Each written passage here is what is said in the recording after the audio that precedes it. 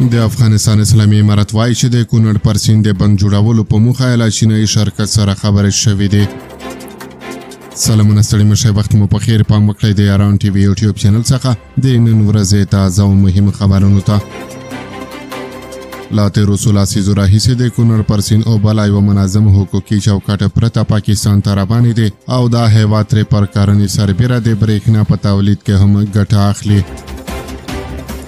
د افغانستان د اوبو او انرژۍ وزارت سرپرست ملا عبداللطیف منصور له شمشاد سره په ځانګړې مرکه کې ویلي دي اسلامي امارت د اوبو او انرژۍ وزارت پر یاد سیند د بند جوړولو لپاره کابي اعظم لري او په دې اړه تخنیکي سروې هم بشپړه کړې ده.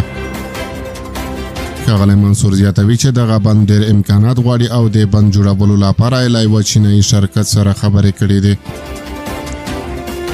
ښاغلی منصور په دې اړه وایي د افغانستان اسلامي امارت او د اوبو انرژۍ وزارت ټینګ عزم او عقیده لري چې پر کونړ سیند به بند جوړوي، خو لا د امله چې دغه بند ډېر امکانات غواړي جوړول یې د اسلامي امارت په وسه نه دی پوره.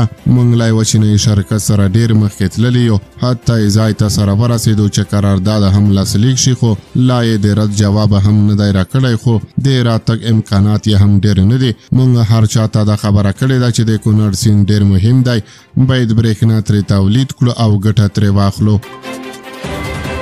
د نوموړي په خبره د افغانستان د کورنیو اوبو مدیریت د افغانستان اساسي حق دی او د مدیریت لپاره په هیواد کې لوی مرستندویۍ ته اړتیا ده.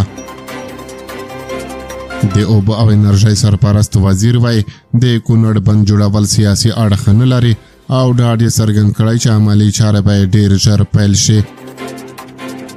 د افغانستان د اوبو او انرژۍ وزارت سرپرست عبداللطیف منصور وایي دا سیاسي توان هم نه لري. ځینې کسان تشویش کوي چې پاکستان به ستونزې جوړې کړي، خو په دې کې د هغوی ګټه هم ده. نوموړی زیاتوي کله چې سیلابونه راشي پاکستان ته درانه زیانونه اړوي.